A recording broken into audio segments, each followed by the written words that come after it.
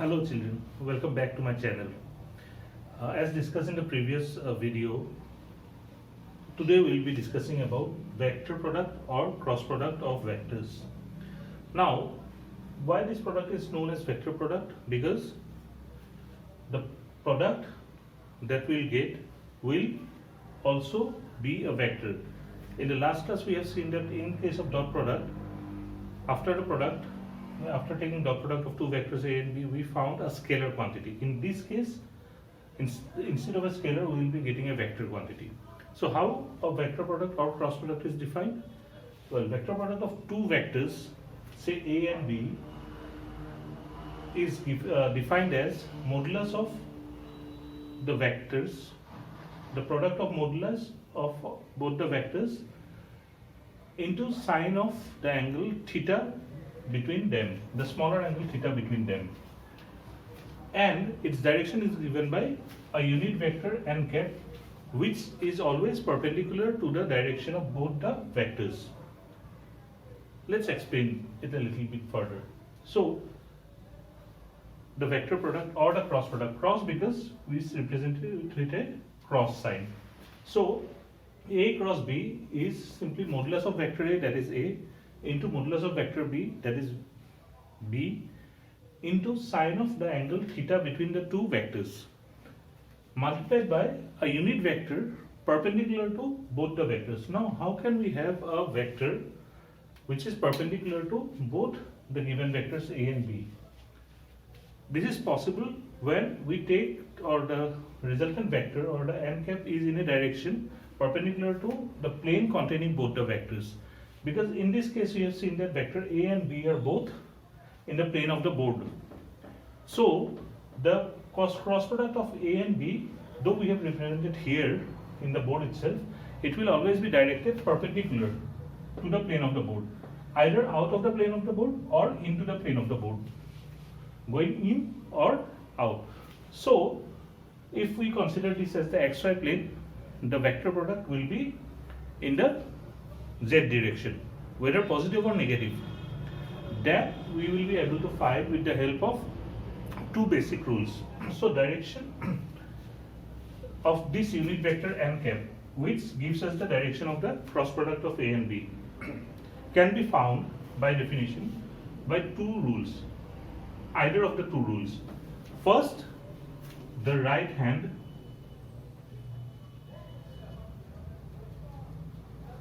thumb rule. What does it say? Well, right hand thumb rule is basically this, right? The thumb. So it says that if we take our right hand and place the hand such that, or make a fist so that the fingers point from the first vector towards the second vector, in this case from A to B. So if I take the hand like this and then roll the fingers from A to B in this direction, then the thumb will give us the direction of the resultant. In this case, this will be out of the board, right? Perpendicular to the plane of the board, and it will be outside, directed towards outside of the board. Now, in case of B cross A, if I take B cross A, then the magnitude will be, or the vector, the product will be B into A into sine theta into some other n-less cap, say. This n-less cap will be from, if I have to put my hand or roll my fingers from, or curve my fingers along B to A, then I'll have to do what? I'll have to take the hand in the opposite direction and curve my fingers like this. So B to A, and it will go into the board. So we see that the direction of A cross B and B cross A are, first one is out of the board, and second one is into the board. That is, they are opposite to each other. So we have also seen that B cross A is equal to B A sine theta into this n-dash cap, say. However, we have seen that this n-dash is actually opposite to the direction of this n. So we can simply say this is equal to B A sine theta into minus n. cap, or minus, we can, since product of two scalars is commutative, always commutative, so we can take A, B sine theta n cap, or we have minus A cross B. So B cross A is always minus A cross B. That is, cross product is not commutative, or cross product is actually anti-commutative. We'll get back to this. This is one of the properties, important properties of cross product.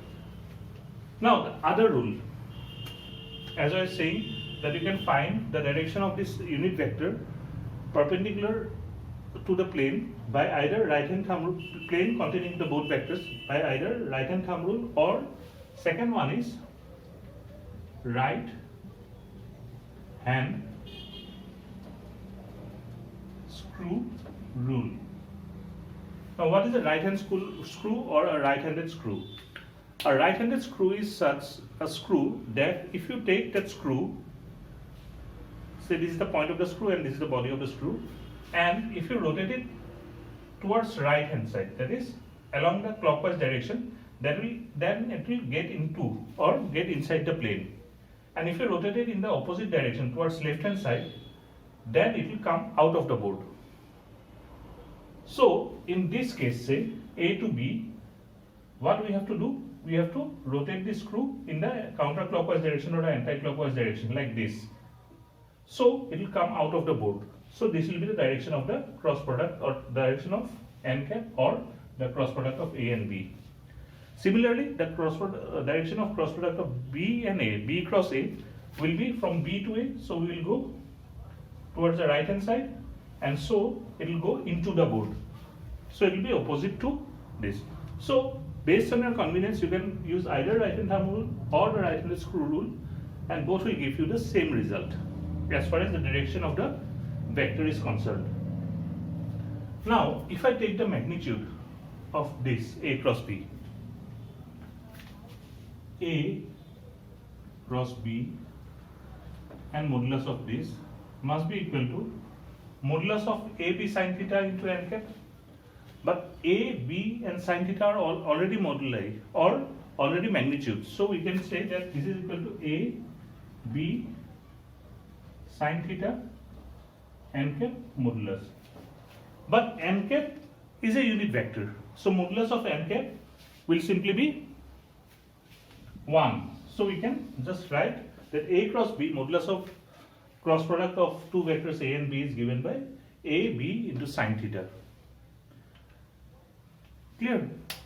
Now let us try to find the geometric or mathematical significance of this particular result.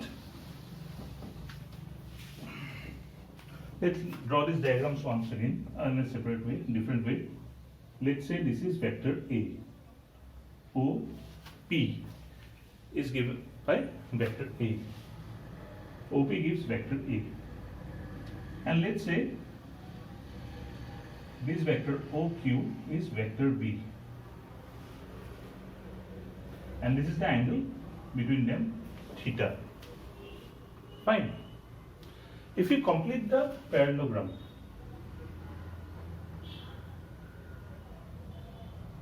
let's call this OPQ, so let's call this S. Or maybe we call it R also. Let's take it as S. Now, what does this mean? AB sin theta, we can always write it as A into B sin theta, right? Now what is A into B sin theta? What is B sin theta? To find this, let's drop a perpendicular from Q onto the direction of vector A.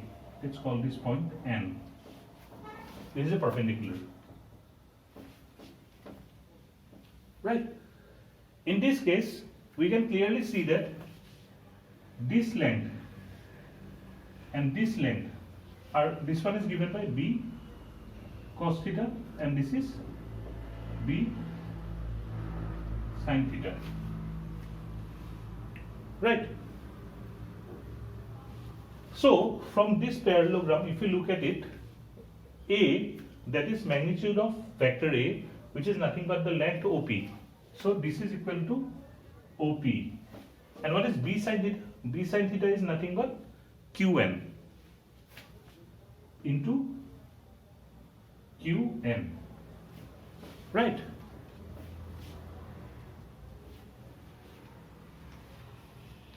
Right. Now what is this?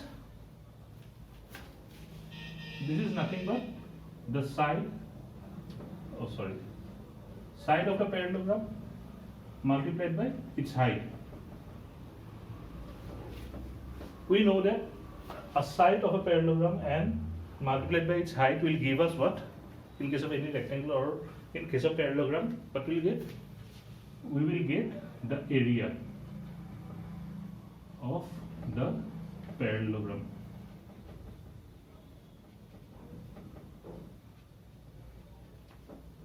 Formed by the two vectors A and B as adjacent sides. By A and B as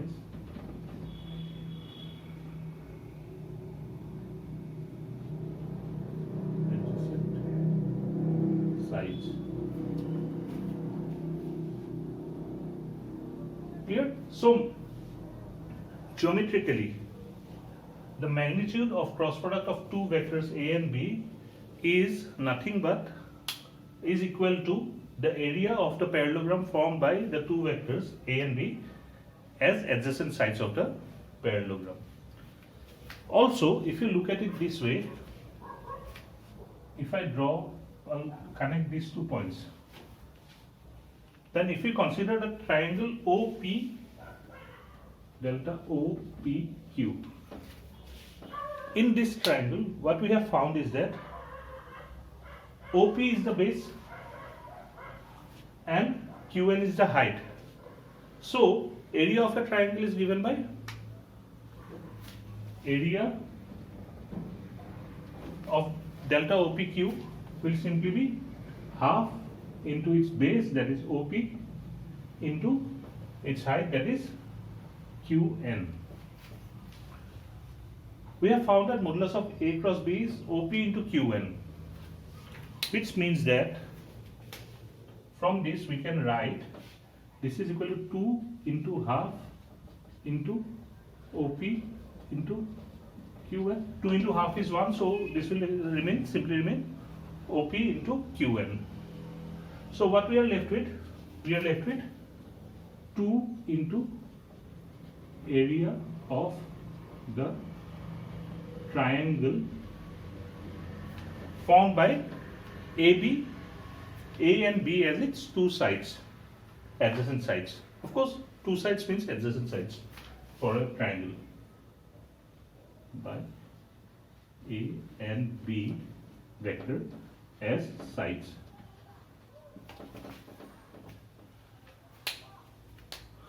Clear? So the geometric significance or mathematical significance of the cross product of two vectors is that its magnitude is simply equal to the area of the parallelogram formed by the two vectors as adjacent sides of the parallelogram, or equivalently it is twice the area of the triangle formed by the two vectors. Are we clear till now? Okay. Now let's come back to the cross product again and let's look at some properties of it. Okay. Now we have already found this property while discussing the direction of n cat. So A cross B equal to minus B cross A, that is the cross product is anti-commutative. Second property 2 is that A cross B plus C is equal to A cross B plus A cross C. This is associative property of cross product. Now please remember, though this is associative, it is always important to maintain the order of the vectors, because we have just seen that A cross B is not equal to B cross A, it is minus of B cross A. So while using or writing cross products, it's very important that you maintain the order of the vectors correct, otherwise the direction will get reversed and your results will be incorrect. Okay. Now number 3, say a vector is parallel or anti-parallel to vector B. So B is either A is either parallel or anti-parallel to vector B. That is, the angle between them is equal to either 0 or 180 degree or pi radian. In that case, what we have, A cross B equal to AB sine 0 or sine 180. Both cases sin theta is 0. So we simply have AB sin theta equals to 0 multiplied by a unit vector along whatever direction, we will get a 0 vector. So A cross B is always 0 if A is either parallel or anti-parallel to B, which means, as a corollary, A cross A must be equal to a 0 vector. Right? Now, as we did in the previous case also, if we apply this to the orthogonal triads of unit vectors, then since I cap and I cap are parallel to each other, so their cross product must be equal to 0, which must be true in case of j cap cross j cap, which must be true for k cap cross k cap. So cross product of a unit vector or of the base vectors with itself is always 0. This property is also going to be very useful in the following analysis. Number 4, if A is perpendicular to B,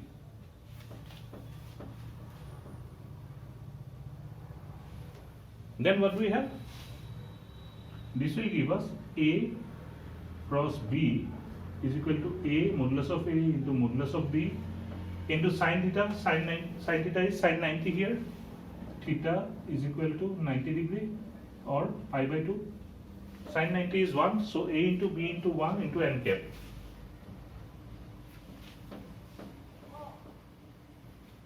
Where n cap is a unit vector perpendicular to the plane containing A and B. Fine. And modulus of A cross B will simply be A into B.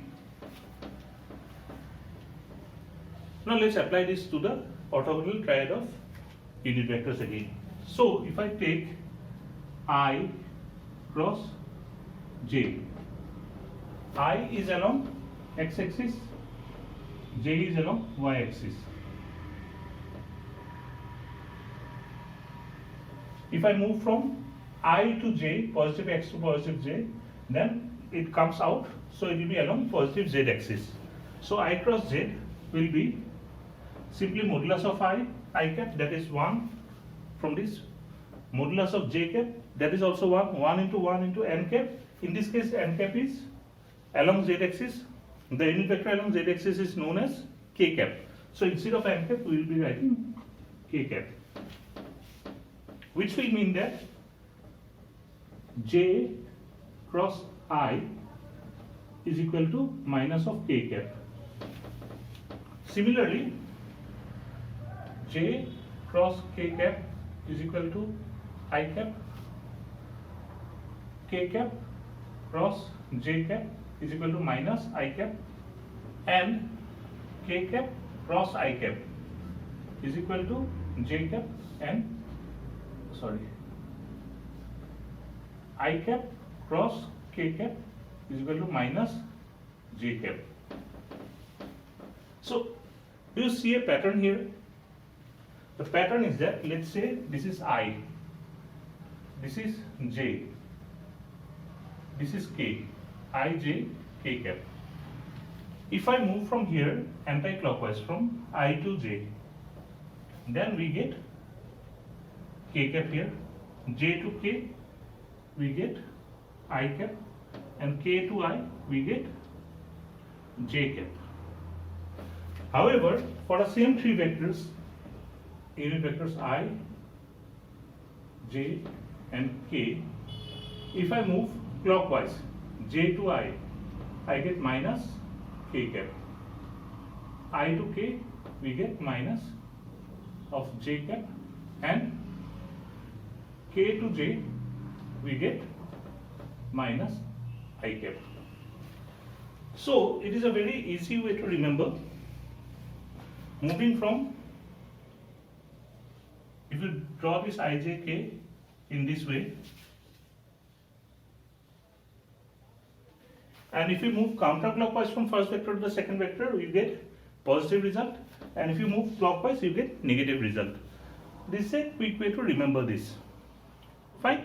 Now, in terms of the components, the rectangular components, orthogonal components, a vector A can be given as ax I cap, ay j cap, and az k cap. Similarly, vector B is given by this.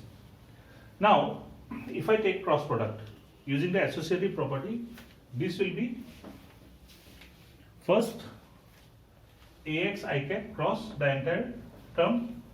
So, what do we have?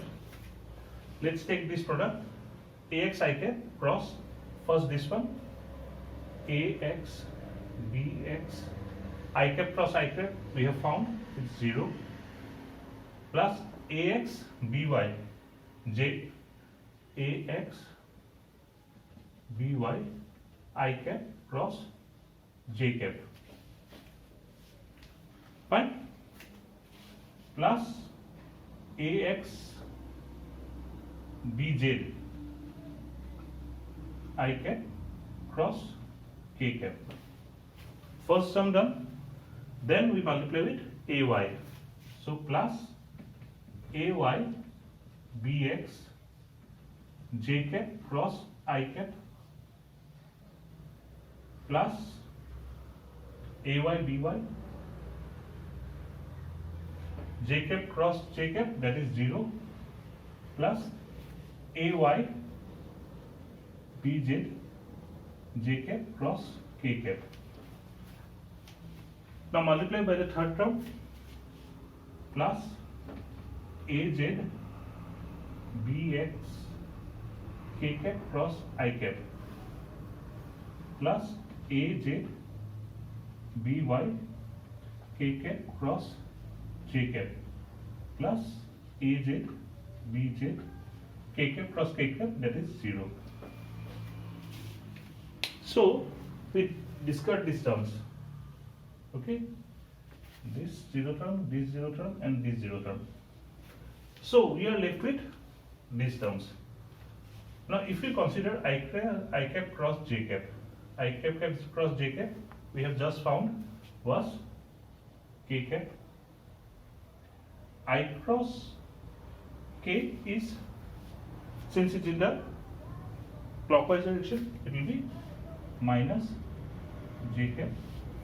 Similarly, ji is minus k,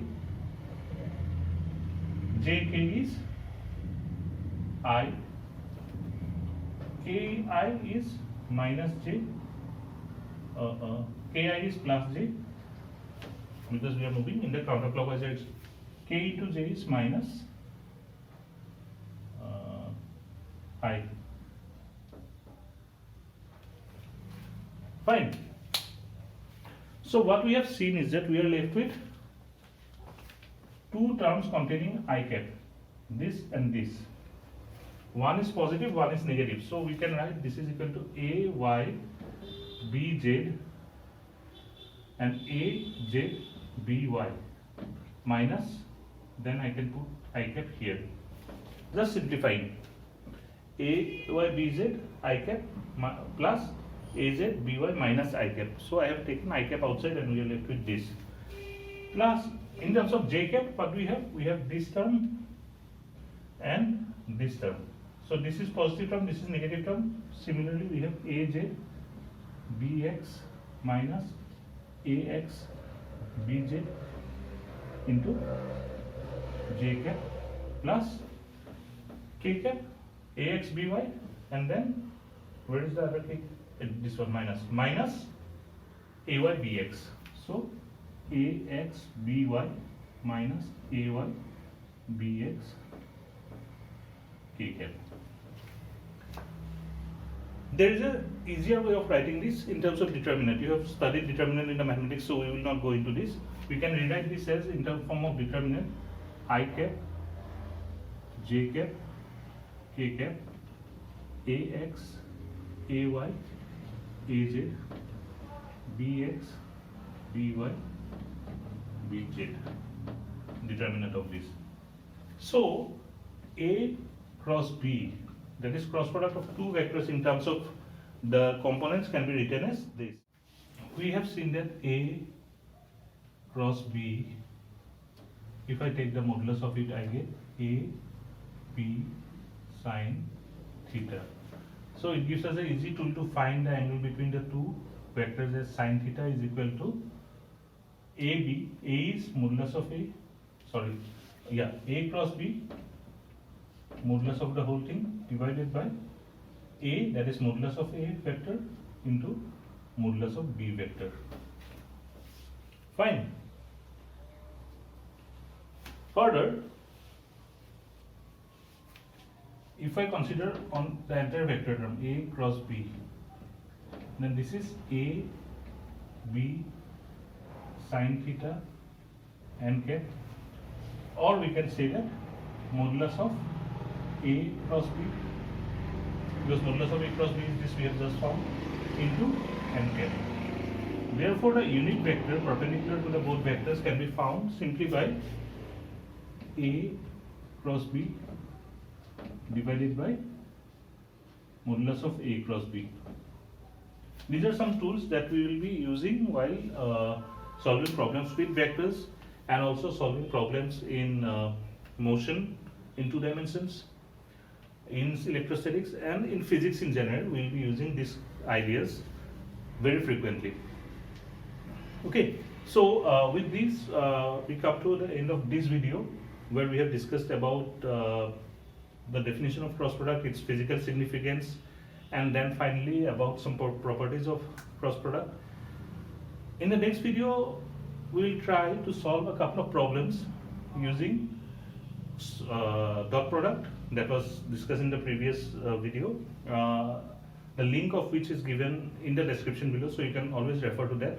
And also what we will be doing is that we will be solving some problems with vectors in the next vector product, not vectors, vector product and scalar product. The problems of vector product and scalar product will be our next topic, right?